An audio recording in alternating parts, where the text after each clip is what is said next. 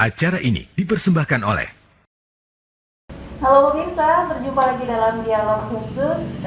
Kali ini bersama saya Nina Rostiana. Dan pemirsa, dalam dialog khusus kali ini kita akan membahas apa itu vaksin dan seberapa penting kita mendapatkan vaksin. Tentunya untuk membahas apa itu vaksin dan kegunaan vaksin, dalam dialog khusus kali ini kita sudah menghadirkan narasumber bersama Dr. Nur Ainun SPPD yang tentunya akan memberikan informasi tentang vaksin itu sendiri.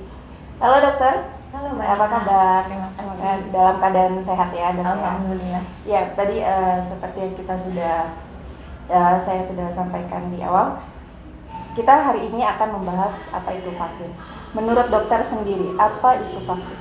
Jadi vaksin itu adalah suatu zat yang diberikan kepada seseorang yang berupa bakteri atau virus hidup, dapat juga berupa bakteri atau virus yang dilemahkan, atau bakteri atau bagian dari bakteri virus yang digunakan untuk supaya seseorang itu memicu kekebalan tubuh ketika diberikan. Dimulai dari usia keberapa orang itu harus mendapatkan vaksin? Sebenarnya manusia itu dari lahir itu sudah harus divaksin. Memang selama ini kita hanya tahu dan mengenal itu mengenai vaksin pada anak. Namun sebenarnya pada dewasa pun vaksin itu baik untuk diberikan. Sehingga jika dapat dirangkum, sebenarnya vaksin dapat diberikan mulai dari manusia lahir sampai tua. Bahkan ketika orang itu sudah di atas umur 60 tahun dan memasuki usia lanjut usia, itu ada vaksin khusus yang sebaiknya diberikan pada kelompok usia tersebut. Jadi kan selama ini ada beberapa orang yang takut atau dibilang bisa anti vaksin karena dia tidak mengetahui kandungan yang ada di dalam vaksin itu, sehingga bisa dibilang tidak percaya terhadap vaksin itu sendiri. Sebenarnya apa yang ada di kandungan vaksin itu? Jadi di vaksin itu, seperti yang saya sudah terangkan sebelumnya, itu mengandung bakteri atau virus hidup. Ada juga yang mengandung bakteri atau virus yang sudah dilemahkan, ada juga yang berupa bagian dari bakteri atau virus tersebut. Dapat juga terkandung di dalamnya itu bisa terdapat antibiotika ataupun adjuvan dan stabilizer. Namun pada produksinya itu selalu menganut good manufacturing practice. Jadi ketika vaksin itu sudah diedarkan secara luas kepada masyarakat luas, itu sudah melalui tahapan yang menjamin keamanan dan efektivitasnya. Jadi sebenarnya tidak perlu khawatir untuk mendapatkan vaksin. Tadi dokter bilang sendiri di dalam vaksin itu ada kandungan virus. Mungkin ini yang orang awam tidak mengetahui apa itu virus yang di dalam itu. Mungkin bisa diterangkan virus yang untuk kesehatan tubuh atau memang ada kandungan lain? Nah, virus atau bakteri yang terkandung di dalamnya itu adalah bakteri atau virus yang sudah dilemahkan. Sehingga ketika diberikan kepada seseorang itu tidak akan menimbulkan penyakit seperti infeksi alami. Justru ketika dia diberikan bakteri atau virus yang sudah dilemahkan, diharapkan terbentuk kekebalan tubuh yang pada nantinya akan membuat orang ini terlindung dari infeksi, ataupun jika terinfeksi tidak akan mengalami penyakit yang berat.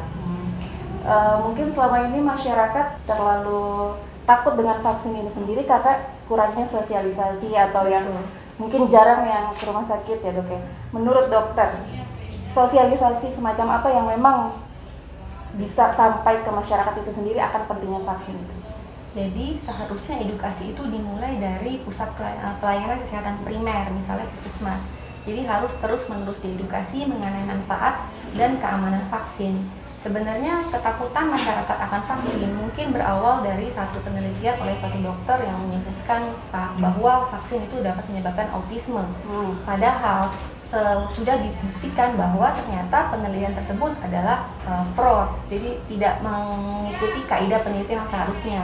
Sementara ketika penelitian itu sudah dianulir dan dianggap tidak valid, namun anggapan masyarakat itu masih bertahan sampai sekarang dan memicu terbentuknya kelompok anti vaksin.